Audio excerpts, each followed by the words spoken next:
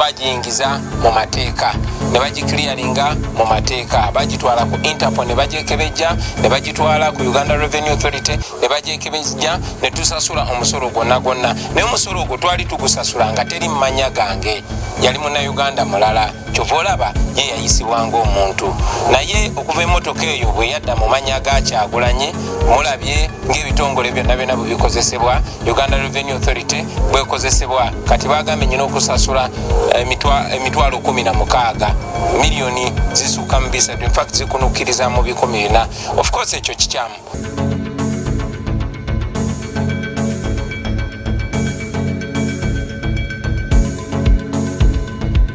Ebimotoka ya Robert Kyagulanyi Ssentamu bannayuganda gye bamugulira tebinnaggwa bino bikyagenda maaso n'okulaba nga bikola ki nga biranda bino bikyalanda. Erinnya lyange nze Sonko Muhammad nga tunababeera nga tugenda maaso nkujukiza muganda wange nti soko subscribing okwate ne ku notification bell awo ogenda kubeera ng'ofuna amawulire mangi nnyo nnyini ddala east and west balanced stories. Tugenda kuba ntukuwa political news entertainment tugenda batunulira ebintu bingi nnyo ebyenjawulo Uganda lifestyle n'ebirala bingi nnyo nnyini ddala subscribing nga tubeere nga ati tukola ki nga tugenda mu maaso. Robert Kyagulanyi Ssentamu aka Bobi Wine ono nga yavuganya ku president bw'eggwanga lino erya Uganda ng'era ye president w'ekibiina ki NUP National Unity Platform. Omukulu ono abannayuganda abava ne babeera nga beekolamu omulimu ne bamusondera ssente bamugulira emmotoka. Emmotoka eno URA ekyagiremedde.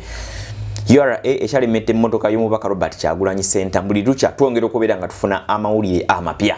Robert Kyagulanyi Ssentamu avudde n'abeera nga yanukula ekitongole kya URA ne gavumenti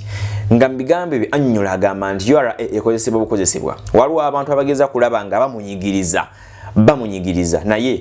yagamba nti kino kimwongera maanyi. Kansoke mbaye okubeera nga nkwa eddoboozi Robert Kyagulanyi Ssentamu nga kattiriza ensonga eno. Of course bakikola kunyigiriza nako nafuya naye ebyo nze tebintiisa ng'omuntu nze ndi mugumu manyi nti buli kimu kyenkola kikola mu butuufu manyi nti emotoka abannayuganda baagingulira omutima mulungi nagisasulira omusolo yayingira wano mu bulungi naye bagezaako okunyigiriza okulaba nga bannafuya naye ate we bakoma okunyigiriza ate gye nkoma okufuna lo kakati nga bw'omuwulidde bwanyonnyola omukulu komboozi eno emmotoka eno yanjawulo si emmotoka ng'eza bulijjo mu Uganda toyinza kubalamu emmotoka ziwera 10 kuzina emmotoka ate newonaabo baze zonna ezirimu eno y'emmotoka empya eri ku mulembe ogwakafuluma lwa number plate yayo UBG667 emmotoka eno ompya obo kitegeera yayingira mu ggwanga Uganda naye mu bigambo byayongeraga mate emmotoka eno bagikiliyalinga bulungi nnyo ne bamanya nti ezze era teyitamu masasi naye bagijjako omusolo naye yayingira mannya ga munnayuganda mulala naye ate oluvannyuma mbo bamala okutegeera nti emmotoka eno ya Kyagulanyi kwe kugiyita ng'emu ku ngeri ez'okulaba nti bakola ki mbu nga bamukola ki nga bamunyigiriza ng'era bwagenze maaso n'okulaba nga annyonnyola mu ddoboozi lye kati so emmotoka eno baagala solo bukadde 337 kumbi zigenda bukadde 400 oba okiraba okulaba nga bamuddiza emmotoka ye naye yagamba tapowa akyagenda maaso n'okulaba nga lwanirira ensonga ez'enjawulo ezennyini zibeera nga zirimu abannayuganda nti bannayuganda tebabayisa kyenkanyi bwe bamanya nti ono ali bw'ati bamunyigiriza ono ali bw'ati bamuleka ye ne babeera nga tebakola kye bamunyigiriza emmotoka eno edduka teyitamu masasi ne bw'obanga ogikuuya emipiira gyayo ng'etambula esobola okweyongera maaso negenda ng'etambula kuba munda erinamu emipiira emirala emmotoka eno si ya bulijjo naye babeera beekengedde omuntu ow'enjawulo okujja ogiyingiramu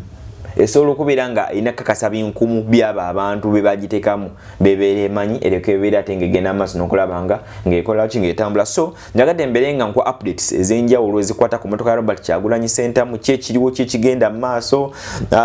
president agenda kulayira ono kino akyogerako kino ebirala binnyonyi ddala nina emboozi nnene nnyingi nnyo gye twabadde nga tufuna press conference gye twabadde naye gwebeera ng'osubscribing obeere ng'olemera wano eno ngenda kuba nga nyongera okuba nga nkuwa amawulire mangi nnyo nnyini ddala akwata ku mmotoka eno yenga yo obulamu bw'eki ekigenda maaso mu byobufuzi ebya music yabivaamu n'ebirala bingi nnyo nnyini ddala muganda wange so emmotoka Robert Kyagulanyi Ssentamu ekyali ku URA bakyagiremedde ono yayongeddeko nti ebiseera ebisinga obungi emmotoka eno bannayuganda ne bagisonda naye waliwo ebintu ebimu ebibaawo bannayuganda ne bagamba nti ye naye waliwo omuntu omu eyavuddeyo n'akola tweet n'abeera ng'ateekako ng'agamba nti kati obeere nga atandika okusonda emmotoka kino nkyo yakizeemu n'agamba tewaliiwo omuntu ina gwe yagambye batandika obeera nga basonda bukadde 337 ez'okugula emmotoka newankubadde bannayuganda kino bakisobolera ddala era beetegefu okukikola naye tannaba kubeera nga avaayo kugamba abantu oba muntu yenna oba tannaba kuvaayo kulangira kugamba nti bannange mubeere nga munkwasizaako tusonde ssente ez'emmotoka eno. So bingi ebikyajja kola ekintu kimu subscribinga wano ku YouTube channel yaffe ya Good Talent tugenda kubanga tukongera ebirala bingi nnyo nyini ddala. Nze Sonko Muhammad.